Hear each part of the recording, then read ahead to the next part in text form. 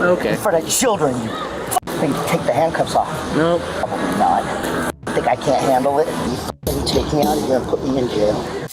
Most people who visit a water park on a summer Saturday are thinking about one thing: having a good time. Sunscreen, snacks, and screaming kids.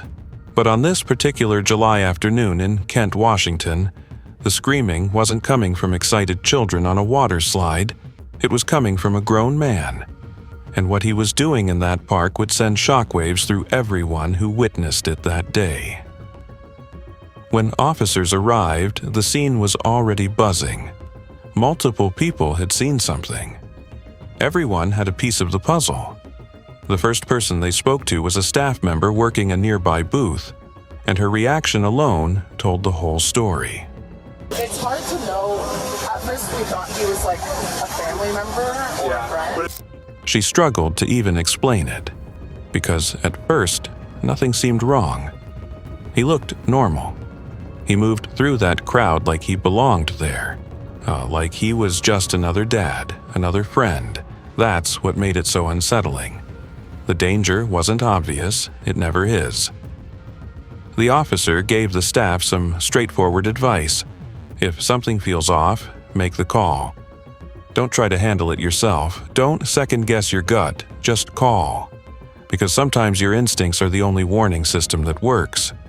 If it looks not right to you guys, just call us. We'll come and figure it out. So then you guys don't have to be worried about it. But then the officer mentioned something small. Something almost throwaway. The man had reportedly jumped into something. And he said he jumped in this thing? At that moment, nobody realized just how significant that detail would turn out to be. The second staff member filled in a gap that nobody wanted to hear. This man hadn't just been wandering around acting strange. He had actually gotten into the water, right alongside a child, with the parent standing right there watching. And it took everyone a moment to process what they were actually seeing. He was lying in it full on with a kid. And mom was there watching. But we finally realized he was Shame on them. By the time people realized something was genuinely wrong, he had already been there long enough to make his presence felt. The officer keeps moving. There are more people to speak to, and the next witness, she brings something entirely different to the table. A mother. She had come to the water park that afternoon with her daughters for a fun family day. She had no connection to the staff, no prior knowledge of any complaint. She had simply noticed something that made every parental alarm in her body go off.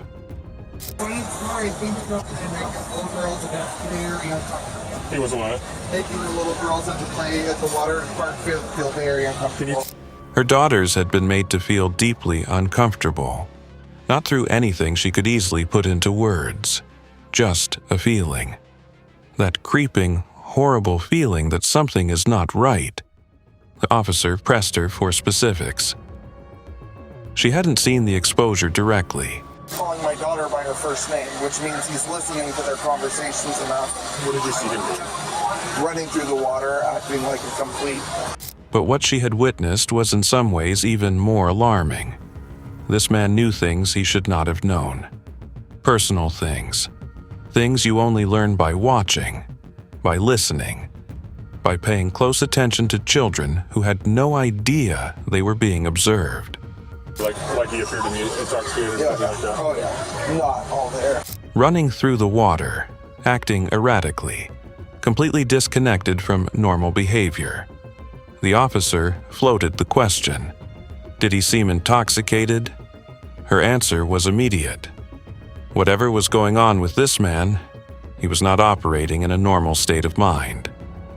Next, the officer approached the park manager. She had eyes on this man before the calls even started coming in, and what she described happening in the kiddie pool stopped the investigation cold for a moment. He was where? in the kiddie pool. In the kiddie pool? Yeah, totally in it. I thought he was going to go to the bathroom. So I know I was going to ask him kindly if he could get out of the kiddie pool. Just let one out. And he did get out, and he didn't give me any jacket. The kiddie pool, designed for toddlers, for babies taking their first splash. This man had climbed in, settled in, made himself comfortable among children who were barely old enough to walk. The manager had gone over hoping her presence alone would be enough. Fortunately, he did get out. But the fact that it got that far at all, that speaks volumes. See him taking off clothing, did you see him taking off anything? I did not. They had been watching him before I got here. Okay. So I would check this out. The officer documented everything carefully, every name, every account, every detail. Then circled back to the first staff member to lock in her statement. She was hesitant at first, understandably so, but the officer explained it simply. The more voices on record, the stronger the case, and she understood. The more people that we have to do, like go say, hey, yeah, he was doing this. Okay. Right. I am going out of town very soon, so I won't be contactable. Yeah, no worries. Okay. What's your last name? And with those final words from the officer, we're going to get him out of here. The witness interviews were done. 2 officers spotted him on their bikes, and they moved in fast. The moment those words landed, Theodore erupted. Whatever had been simmering underneath the surface all afternoon came boiling out. He was on the ground, restrained, and absolutely furious.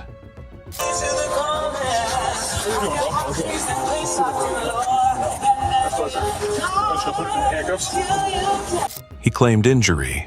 He screamed about children being present, seemingly unaware of the deep irony in that statement given why he was being arrested in the first place. The officers stayed calm, professional, measured, while Theodore continued to spiral. You injured at all? Yes. Where are you injured at? Your what? Your left eye? Straight your leg. The second officer worked methodically, ID identity information. Theodore was uncooperative at every single step. Every question was met with hostility. Every request was met with profanity. But the officers had been here before.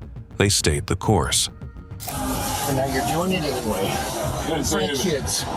In front of kids, too. You want to take a shower in front of kids? No, I'm not. You I have my clothes on, you piece of shit.